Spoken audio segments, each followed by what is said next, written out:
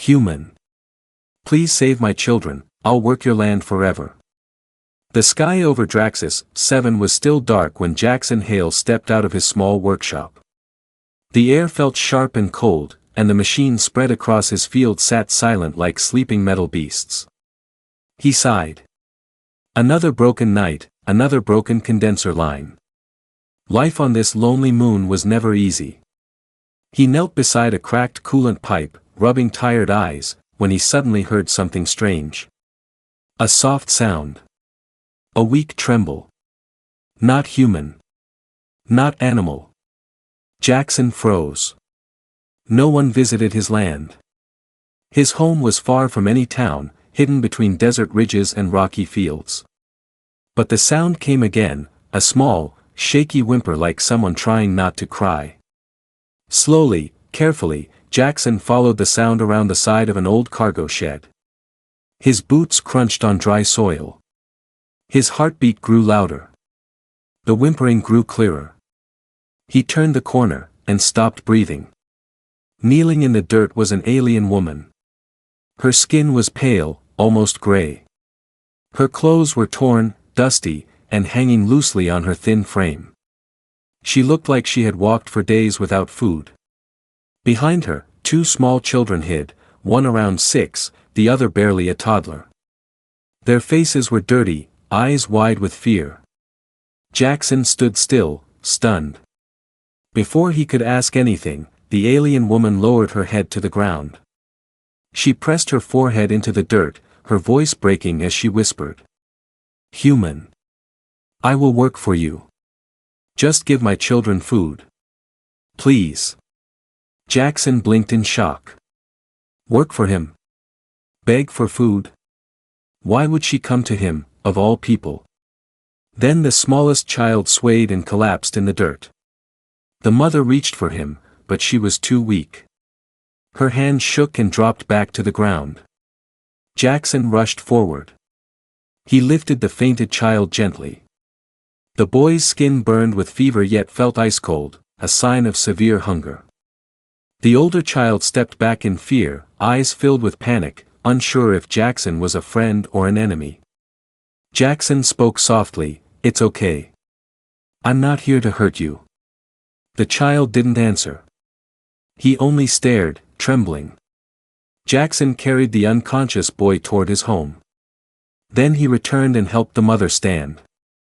She flinched at his touch as if she expected pain. Her body shook. "You're safe," he said quietly. "Come inside. Let me help." For a moment she looked up, her eyes empty and tired, eyes that had seen too much suffering. Slowly, she nodded. Inside Jackson's workshop home, warmth spread from a small heating unit. He sat the children at the table and placed warm soup and bread in front of them. They grabbed the food with shaking hands, eating fast, almost choking from hunger. The mother pushed her own plate toward them and did not eat. Jackson frowned. "You need food too." She shook her head weakly. "They eat first." Only now Jackson noticed the scars on her arms, long, deep, and painful looking. These were not work injuries. Someone had hurt her. He waited until the children finished eating, then asked gently, "Why are you here? Who did this to you?" For a long moment she stared at the floor, trembling. Then she whispered one word. "Hunters." Jackson felt a cold shiver run through him. Hunters were feared across the colonies, trackers, enforcers, punishers.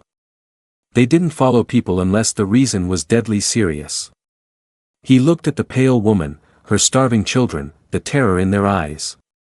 Whatever they were running from was coming here. And it was coming soon. The sun had risen over Draxus 7, but inside Jackson's workshop the light felt dim and heavy. The alien children rested near the small heater, wrapped in old blankets. Their breathing was slow, still recovering from hunger. Jackson watched them for a moment, then turned his eyes to their mother. She sat on a stool beside the workbench, hands folded tightly in her lap. The warm orange glow from a portable lamp lit her face. It made her look even thinner, like a shadow of a person who once had strength. Jackson spoke gently. Your name, what is it? The woman hesitated before whispering, Naira. Her voice cracked as if the name itself caused pain. Jackson nodded. I'm Jackson. You and the children can rest. You're safe now. Naira didn't look up. Instead, she watched the lamp's flame-like glow. Her fingers trembled, clutching her clothes as if she was still bracing for an attack. Jackson placed a cup of warm broth in her hands. She stared at it for several seconds, unsure if she was allowed to drink. You don't have to ask permission here, he said softly. Her eyes softened with confusion. Humans, you treat strangers kindly. Most of us try, he replied. Naira took a small sip, then finally whispered, my children. Kara and Lien, they would not have survived another day. Jackson swallowed the ache in his throat. What happened to you? He asked carefully. You can tell me. I won't judge. For a moment she didn't speak. She closed her eyes, fighting something inside her. When she finally opened them, tears shone in the corners. It began with the famine, she said quietly. Our region grew dry. Crops failed. Water became rare. My people, the Valoran, believe the strong must live so the bloodline stays pure. Jackson's jaw tightened. And the weak? He asked. Naira's lips trembled. They are removed. Jackson felt a cold anger building inside him. Your children. Removed because they're small. Naira nodded. They said they were a waste of food. My mate, their father, he refused. He fought for them. And they. Her voice broke. They ended his life and marked my children next. Jackson took a slow breath, steadying himself. And you ran? I had no choice. Her fingers dug into her palms. They branded me a traitor. They activated the seal on my neck. Jackson leaned forward. The glowing mark. Naira turned her head slightly, revealing the faint blue symbol pulsing under her skin, slow, rhythmic, alive. It is a tracker, she whispered. Once awakened, it sends a signal for hunters to follow. They do not stop. They do not forgive. Jackson stared at the mark, horror rising in him. How far can it reach? Across forests, deserts, even continents, she said. They know I came this way. They know my path. Jackson stood from his chair, pacing. So they're already tracking you? Naira nodded, fear shaking her shoulders. Yes. And because you helped us, they will see you as an enemy. Jackson paused. His heart beat slowly, heavily.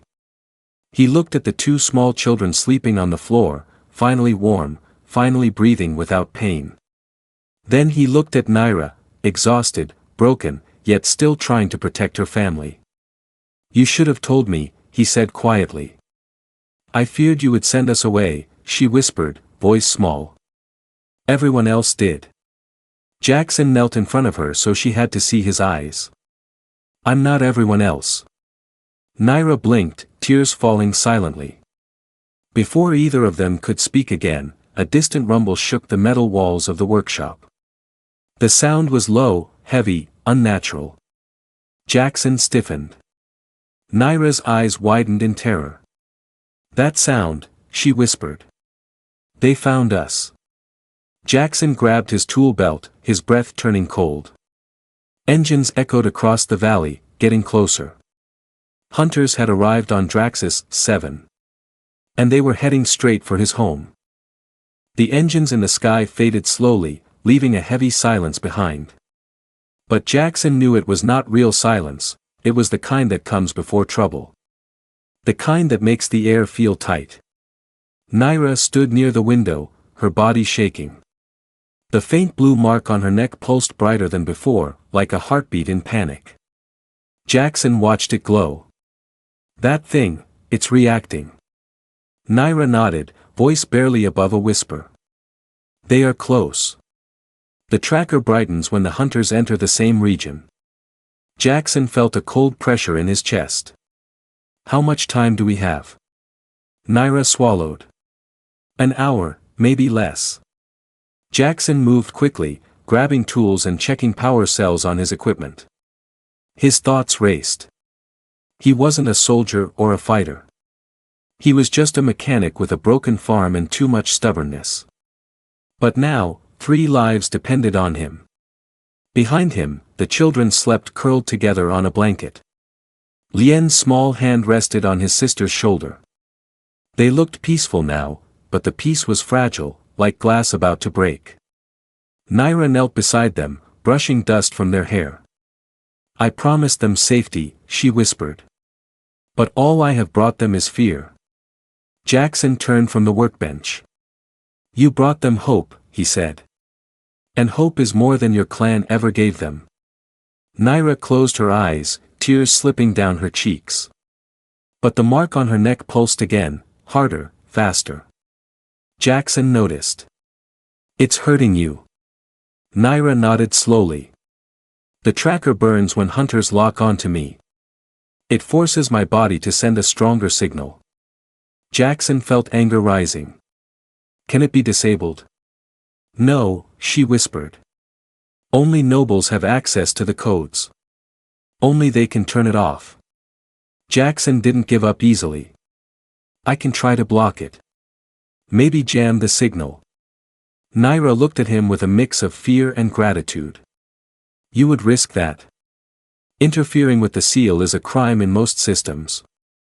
Jackson shrugged. I fix broken things. This is just one more broken thing. He pulled a coil of insulated wiring from a drawer and a magnetic disruptor plate. As he worked, Naira watched him with wide, unsure eyes. Despite everything, she trusted him. He carefully pressed the disruptor near the glowing mark. This might sting, he warned. When the plate touched her skin, Naira gasped and clutched the table as the mark flickered violently. Blue sparks danced beneath her skin. Jackson pulled his hand away instantly. You okay? Naira breathed hard. Yes, it just surprised me. But the mark dimmed, only slightly, but enough for them both to notice. It's working, Jackson said. Not perfect, but it might confuse their scanners. Naira almost smiled, a small, exhausted curve of hope. But that hope died when a deep hum rolled across the valley. Jackson went to the window. His heart sank. A hunter dropship glided over the ridge, its engines glowing in icy blue. Another followed behind it. Their search beams swept across the rocky land like hungry eyes. Naira covered her mouth. They sent more than I expected. Jackson quickly shut the window and pulled the curtains down. We need to hide you. Now. Naira stood. But what about you? Hunters don't spare humans who help fugitives.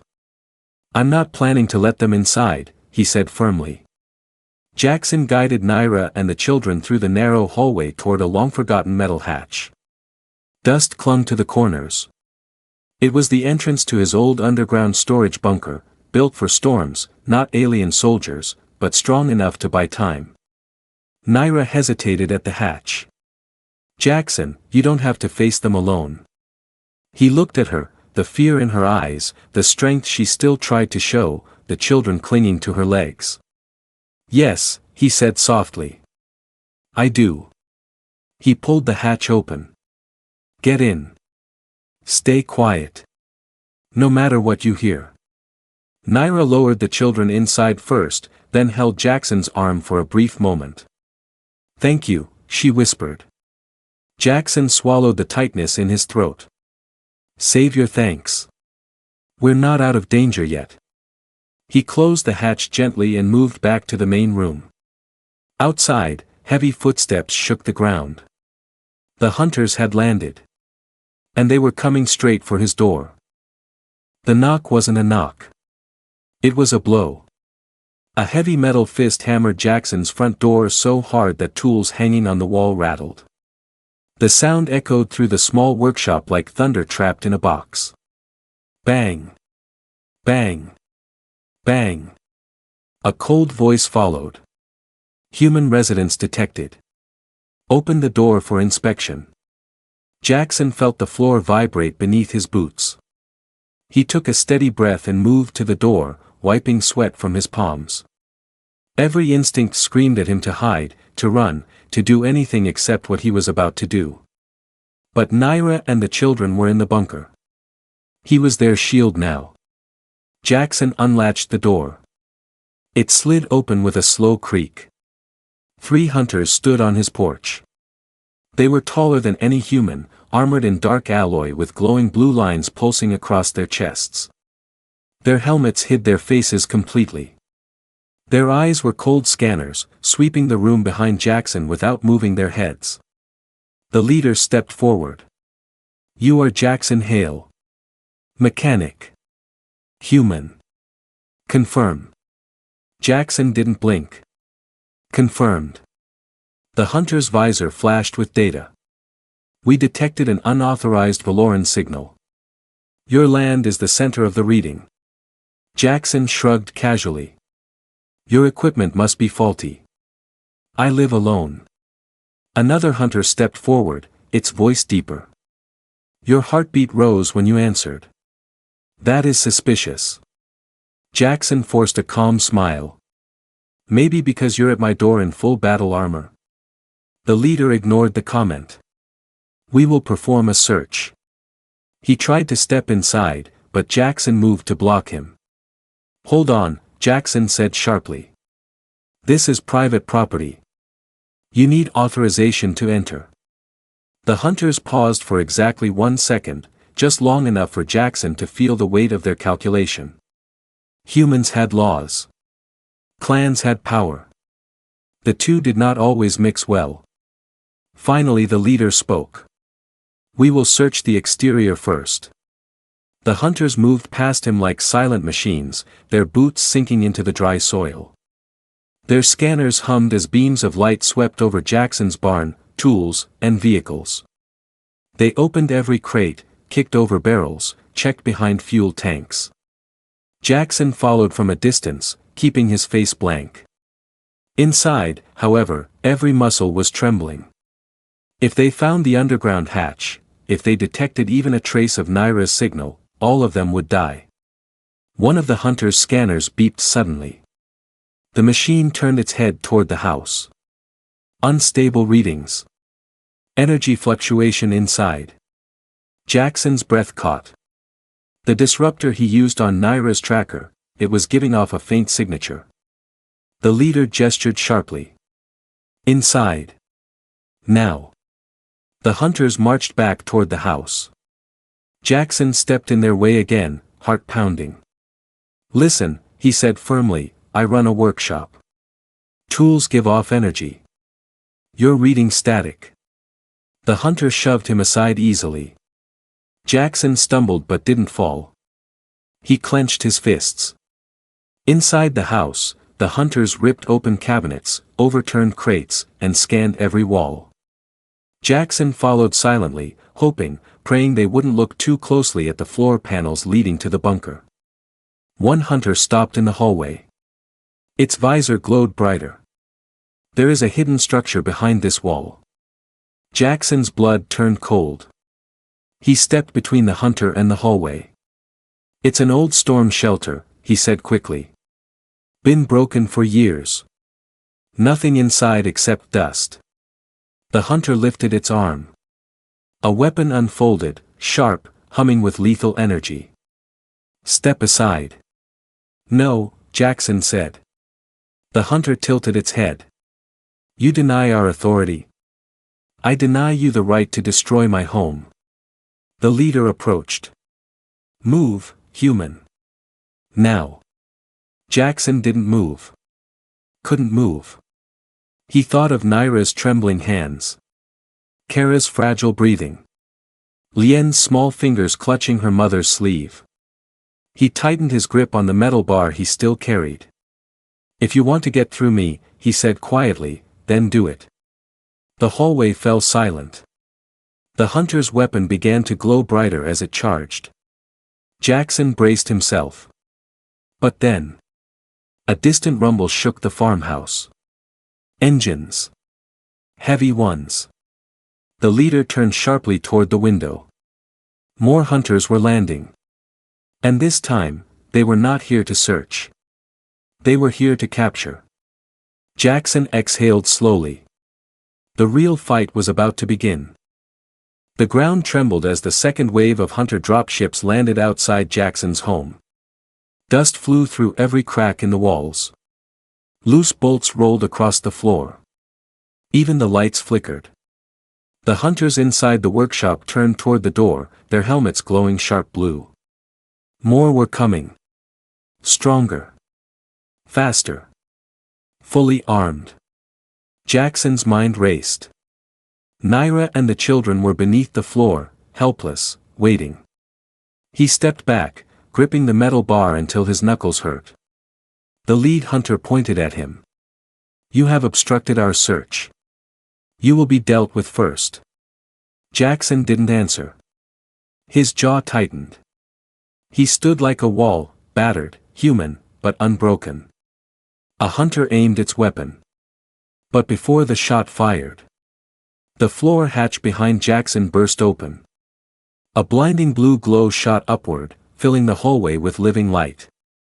Naira rose from the bunker, trembling, weak, barely able to stand, but burning with fierce determination. Her eyes shone with the kind of strength only a mother could summon. She shouted, voice breaking. Do not touch him. The hunters froze for a split second. Then the mark on Naira's neck ignited like a star-going supernova. Light exploded outward. A shockwave blasted through the hallway, cracking the walls, flipping tables, sending the hunters flying like pieces of metal in a storm. Their powerful armor slammed into the walls, sparks showering the floor. Jackson shielded his eyes as the blast pushed him back onto one knee. When the light faded, Naira collapsed. Jackson rushed to catch her before she hit the ground. Her breathing was rough, unsteady. Her skin burned with heat. Naira. Stay with me, he said, voice shaking. She tried to speak, but only a whisper escaped. My strength, almost gone. Kara and Lien climbed from the bunker, crying, clinging to their mother's arms. Jackson helped lower her gently to the ground.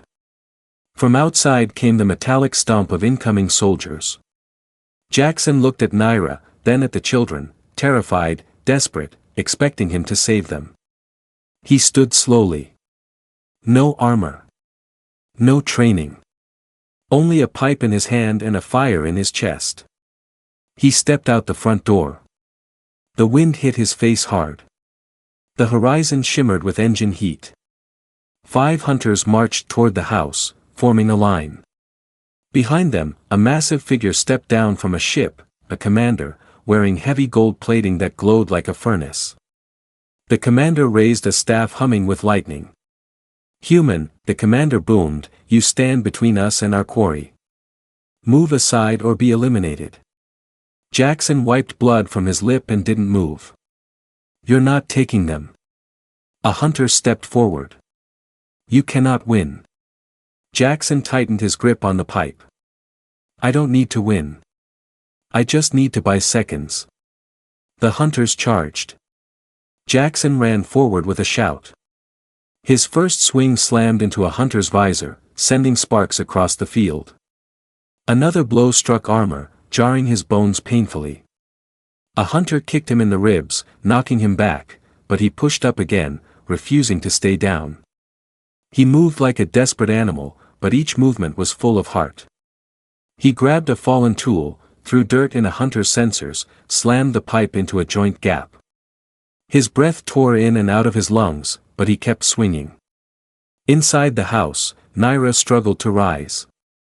She watched him fight for her family with fury and fear swirling in her chest. The commander marched forward, staff crackling. You fight without strategy. Without training. Without logic. Jackson spat dust. I fight because someone has to.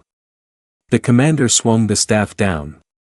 A surge of electricity ripped toward Jackson, enough to kill any human instantly. Naira screamed. Jackson. But before the blow landed, the ground vibrated with a deep echo. A shadow passed over them. A colossal ship descended from the clouds, its hull marked with the royal symbol of the Valoran High House. The commander froze. The hunters stopped attacking immediately. The ship opened, and a tall figure in ceremonial armor stepped out, the Valoran elder, leader of Naira's clan. His voice cut through the wind like a blade. Hunters, stand down. Jackson collapsed to one knee, panting, bleeding, barely conscious. The elder's cold eyes moved from him, to the fallen hunters, to Naira lying weak at the house entrance. The judgment had arrived. The wind around the landing field fell silent as the Valoran elder stepped down from the royal ship. His long ceremonial coat flowed behind him like a moving shadow. The hunters who only moments ago were ready to kill bowed instantly, lowering their weapons. Jackson stayed on one knee, gasping, ribs aching, vision blurred. His pipe lay bent in the dirt beside him. Still, he forced himself upright. He would not look weak in front of the man deciding the fate of Naira and the children. The elder's eyes were sharp and ancient. They moved slowly, from Jackson, to the battered hunters, to the faint blue glow on Naira's neck. Then he spoke. Naira Valoran. You broke the oath of your house. Naira leaned against the doorway, barely standing, her children clutching her sides. Her legs shook, but her voice did not. I broke it, she whispered, to save my children. The elder's expression didn't change, but the hunters around him shifted uneasily. Jackson stumbled closer, wiping blood from his chin. She didn't break anything except chains, he said. She ran because your clan left her to starve. A few hunters lifted their heads in shock. A human speaking to the elder like that? Impossible. Suicidal. The elder turned his gaze on Jackson. Human, you fought my hunters. You interfered with clan pursuit. Why? Jackson swallowed hard and answered simply. Because hunger is not a crime. And children are not waste. The elder studied him for a long, heavy moment. Even the wind seemed to pause. Behind him, the hunters stood frozen, waiting for the elder's command: capture, execution, punishment. Any outcome was possible.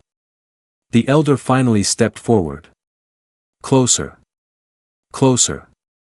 He stopped just a breath away from Naira and her children. Kara hugged her mother tightly. Lien hid behind her legs. The elder lowered his head, examining the two frightened children carefully. Their thin arms. Their hollow eyes. The bruises they carried from a journey too long for bodies so small.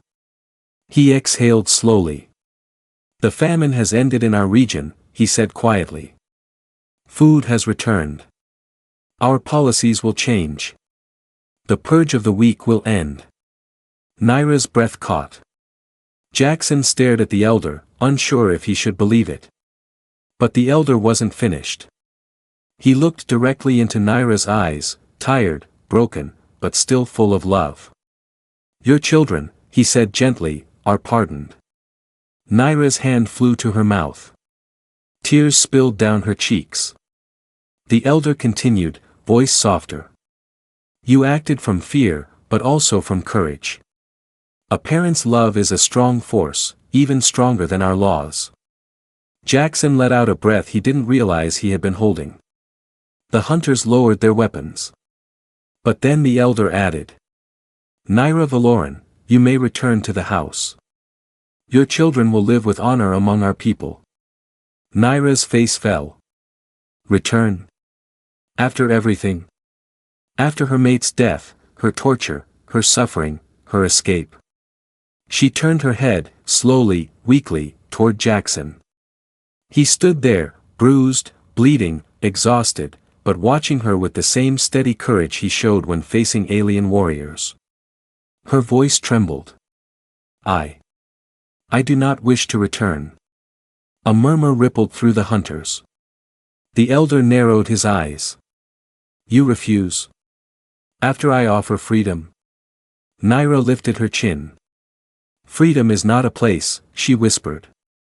It is a person. She stepped forward, leaning on the wall for strength.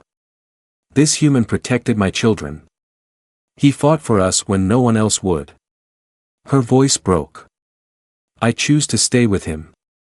Kara and Lien grabbed Jackson's sleeve, nodding quickly, eyes pleading. The elder slowly turned to Jackson. The human stood tall despite the pain. He did not bow. He did not look away. The elder's lips twitched, not in anger, but in something like respect. He raised a hand. Very well. Every hunter lifted their head at once. The elder's voice rang across the valley. Naira Valoran and her young will remain here. Under human protection. The clan will never follow them again. Naira covered her face and cried. The children hugged Jackson tightly. Jackson felt warmth fill his chest, stronger than any pain. The elder turned back toward his ship. Human, your courage is noted, he said without looking back. Few stand against hunters. Fewer survive. A moment later, the royal ship rose into the sky. The hunters followed, ashamed and silent. Dust settled over the field. The nightmare was over. But a new life was about to begin. When the elder's ship vanished into the clouds, silence returned to the valley.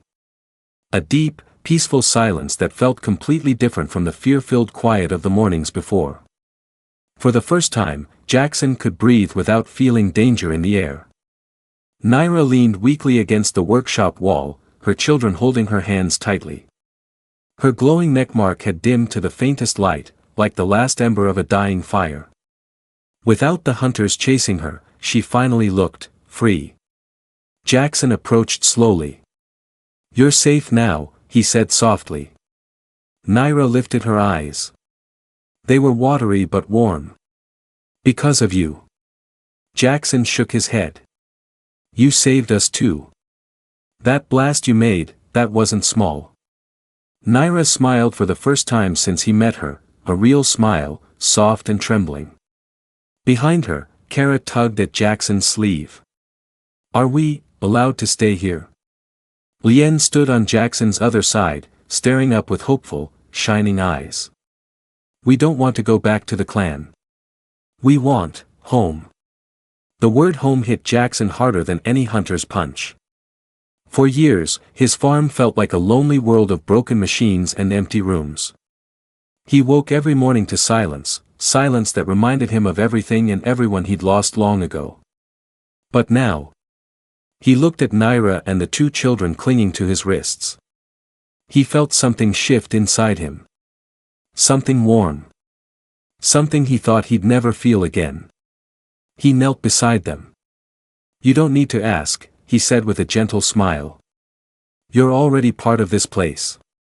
Naira covered her mouth, hiding the sudden burst of tears. Kara hugged him tightly. Lien wrapped his tiny arms around Jackson's waist. Jackson laughed softly, a sound he hadn't made in years. They walked toward the house together, slowly, supporting Naira's weak steps. The sun was lowering, painting the fields in warm gold. The damaged soil, the broken condensers, the cracked pipes, all of it somehow felt less heavy now that he wasn't alone. Inside, Jackson set a pot of warm stew on the stove. Naira sat carefully at the table, watching the children explore the house with shy excitement. She touched the wooden chair, the old lamp, the simple table, all ordinary human things that now looked like treasures to her. After a few minutes, she whispered. I do not know how to repay you. Jackson shook his head while stirring the pot. You don't owe me anything.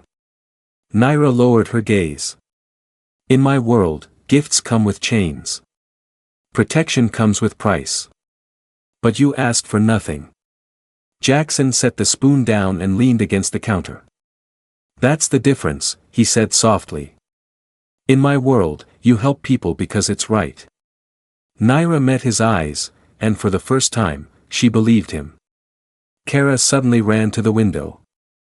Look! The sky is clear again. Lien jumped excitedly. No hunters. No ships. Naira smiled through tears. Yes, no more hunters. Jackson nodded. Tomorrow, I'll fix the condensers. We'll repair the fields. And you all will help, if you want to. Kara straightened proudly. We want to. Lien nodded fiercely. I can carry small things. Naira laughed, a soft, musical sound that filled the entire workshop. Jackson felt a warmth spread inside him that no heater could ever create. As night settled over Draxus 7, the four of them shared a simple meal. The house felt brighter, warmer, alive. And after the children fell asleep wrapped in thick blankets, Jackson stepped outside for a breath of cool air. Naira followed quietly and stood beside him, looking at the sky. The stars shimmered softly above them.